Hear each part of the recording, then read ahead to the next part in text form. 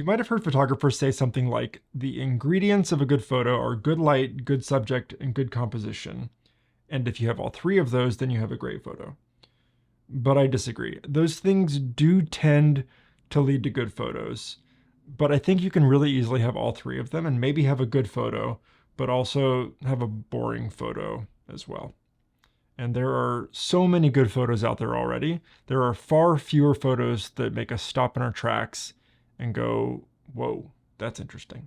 And for me, those are the ones that stick with me. They're the ones that make me want to dig deeper, see who the photographer is, and see what else they've made. It's hard to define, but I think that one thing that a lot of great photography has in common is that it's more than just really good, it's interesting as well. Maybe that doesn't describe it any better than just saying that it's great photography, but I think interestingness can actually be a pretty good rule of thumb. It's more than just better than good. It's something else entirely. There are lots of ways that photography might be interesting, and that will differ for different audiences and at different times. And it depends on the other work that they've seen, the context that they're seeing it in, that kind of thing. Maybe the subject itself is really interesting, or the light is interesting, or the way that you framed it, or how you processed it, or a combination of all of those, or how it's ordered and arranged as part of a larger project, or 100 other things. There's definitely not a simple formula for what makes interesting work. And that's actually good, because in that case, then it kind of by definition wouldn't be interesting, or at least not for very long. But we do come across interesting work all the time. So it's definitely a thing, and we kind of know it when we see it. It's work that stands out, work that really catches our eye, work that's in some way unexpected. It's work that resonates with us. It's interesting. And beyond that, I'm just going to trust that you have a general understanding of what interesting means, of what interesting work looks like for you. But I think that it's a good thing to shoot for with our photography, because in general, I've found that if we create interesting work over long periods of time, then interesting things tend to happen. That's kind of vague, but for me, it's a good enough goal, a good enough outcome in and of itself.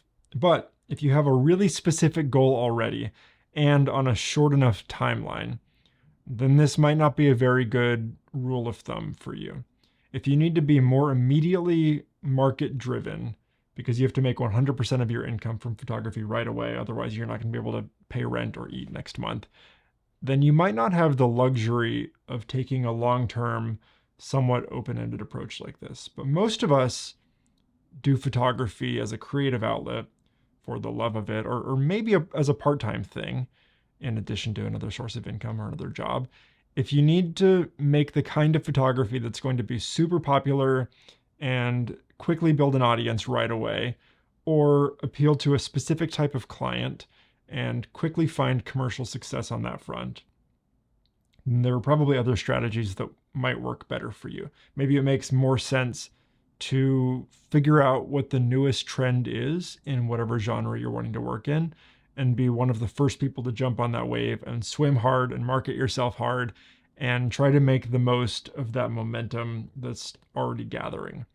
But the rest of us, we don't really have to do that, which can actually be really freeing.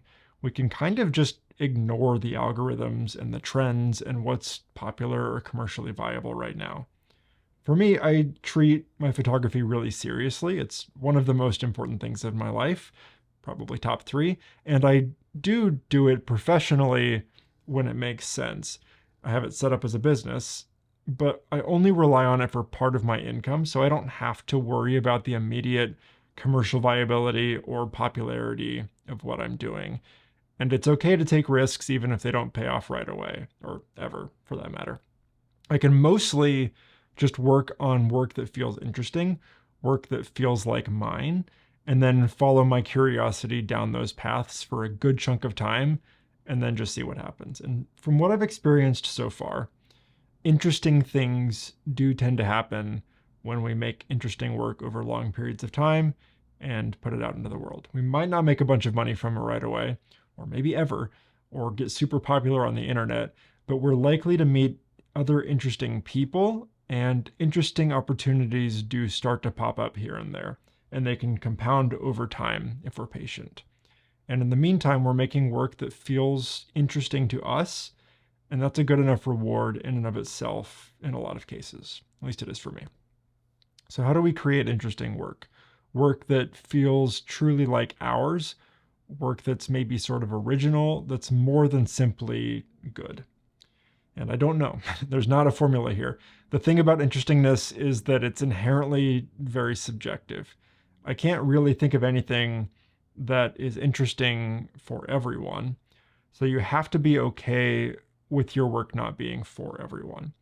And also that means that I can't really tell you how to make interesting work unless you're trying to make work that I find interesting, in which case I've got a lot of ideas. But there are some things that I have found that interesting work has in common, at least for me.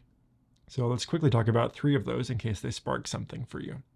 Number 1, I think it can be helpful to work on long-term cohesive photography projects as opposed to purely seeking out the best individual images that you can find.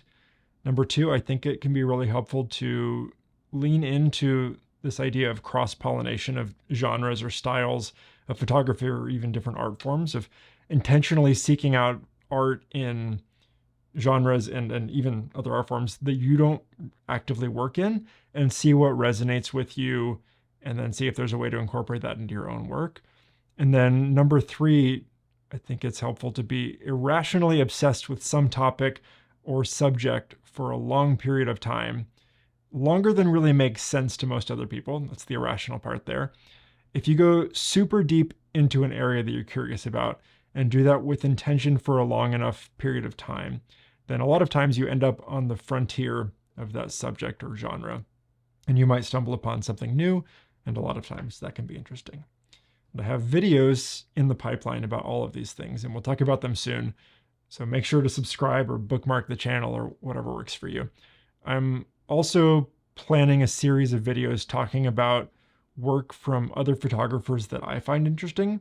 So stay tuned for all of that. But for today, let's keep it fairly high level and save the in-depth strategies and tactics for another day. So is this a magic bullet? Is interestingness as a rule of thumb going to solve all of your problems? No, it might not get you where you're trying to go, especially if you have a really specific goal in mind already. If you're trying to make work for a specific audience, then what you make might not be interesting to them. It might not be what they're looking for.